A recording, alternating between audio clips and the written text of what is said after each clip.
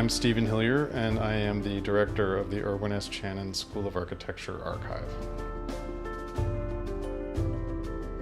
One of the two things I brought were samples of our Joseph Covino New York City postcard collection, which is about 3,700 postcards, all centric to New York City.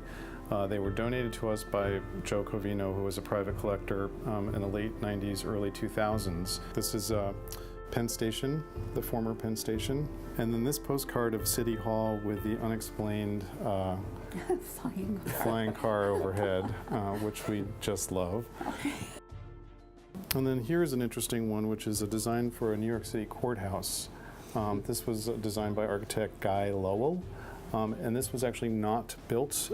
It was delayed due to World War I. A subsequent redesign of the building by the same architect is now the New York City Supreme Court building downtown. So for us, you know, these are gems, each and every one of them. There's almost 4,000 of them.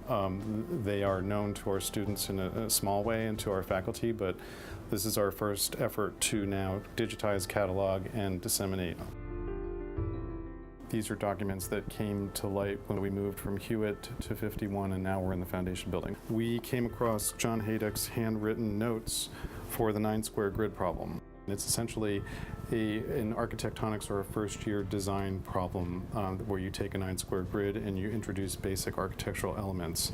And it's a very kind of clear path to teaching students who don't have any understanding of architecture vocabulary how to think spatially, how to draw spatially. And it became an influential pedagogical problem over the years, and it's still practiced to this day. And we're talking late 1950s, early 1960s, and these are literally his notes that explain the problem itself in his calligraphic handwriting, as well as basic diagrams that break down the different architectural iterations that might take place within this program. So for us, you know, and a ton of what we have in our student work collection in terms of student projects are actually 9-square grid projects. So to have the original document is just mind-boggling.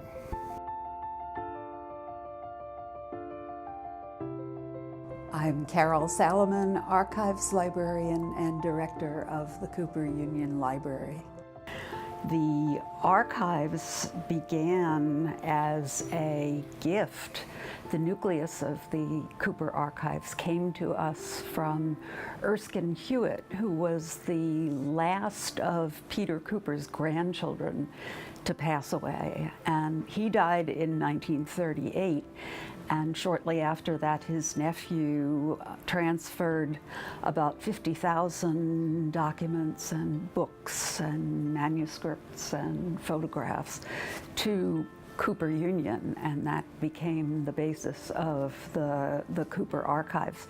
Since then, we've been collecting school publications and papers, and you know, trying to keep up with the output of the school, which is impossible. I had mentioned the gift from Marilyn Hoffner and her husband. One of the fascinating things was this Cooper graduation medal from 1904 that was awarded to Daisy Brown, who was the first black female engineering graduate from Cooper Union.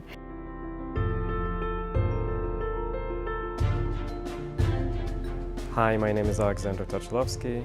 I am the Associate Professor here at the Cooper Union, and I'm also the curator in the Herb Llewellyn Study Center of Design Typography.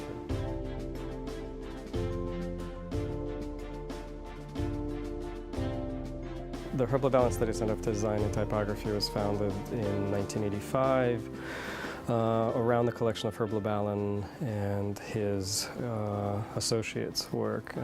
It's the gift of material that came to Cooper Union to create a study center around that material, and it's grown over the last 30 years to include lots of other famous designers as well. This is a fairly obscure in a way, or a very, very rare artifact. So what this is a mailer, direct mailer of a pharmaceutical sample sent out to doctors. This is a sample sent out from Geigy in 1964. And this is the typical kind of packaging from that period, especially from this company. The Geigy had an immense graphic design program and is probably one of the most important corporate design systems that was created in the 50s and 60s. An incredible marker of Swiss modernism. They found a very efficient way of presenting very complex information, and their mode essentially was rooted in the idea of objectivism. But I think what's really interesting is that the role the institution has played, and it's very obvious within the three collections, the significant, obviously the common denominator is Cooper Union, but it's really interesting to see how pivotal Cooper Union has been.